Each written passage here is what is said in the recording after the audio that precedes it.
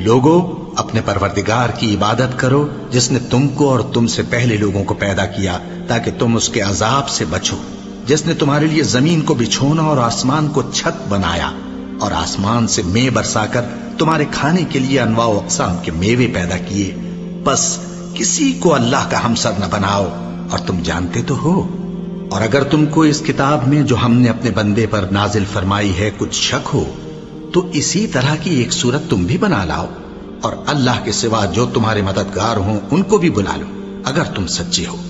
پھر اگر ایسا نہ کر سکو اور ہرگز نہیں کر سکو گے تو اس آگ سے ڈرو جس کا ایندھن آدمی اور پتھر ہوں گے اور جو کافروں کے لیے تیار کی گئی ہے۔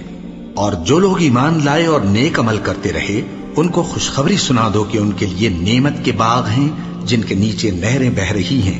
جب انہیں ان میں سے کسی قسم کا میوہ کھانے کو دیا جائے گا تو کہیں گے یہ تو وہی ہے جو ہم کو پہلے دیا گیا تھا،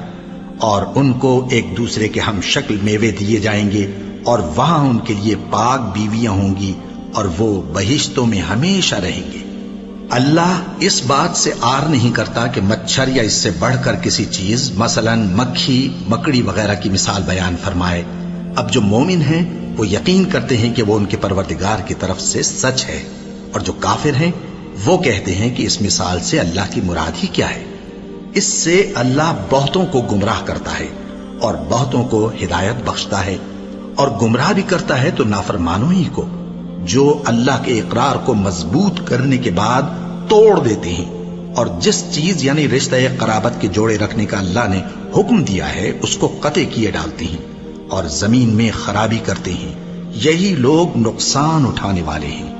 کافرو، تم اللہ سے کیوں کر منکر ہو سکتے ہو؟ جس حال میں کہ تم بے جان تھے تو اس نے تم کو جان بخشی،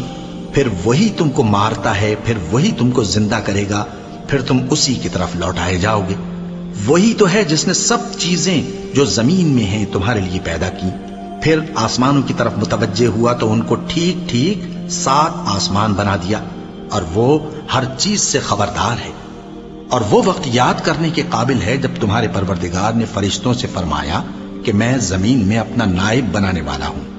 انہوں نے کہا کیا تو اس میں ایسے شخص کو نائب بنانا چاہتا ہے جو خرابیاں کرے اور کچھ تو خون کرتا پھرے؟ اور ہم تیری تعریف کے ساتھ تسبیح و تقدیس کرتے رہتے ہیں۔ فرمایا میں وہ باتیں جانتا ہوں جو تم نہیں جانتے۔ اور اس نے آدم کو سب چیزوں کے نام سکھائے، پھر ان کو فرشتوں کے سامنے کیا اور فرمایا کہ اگر سچے ہو تو مجھے ان کے نام بتاؤ۔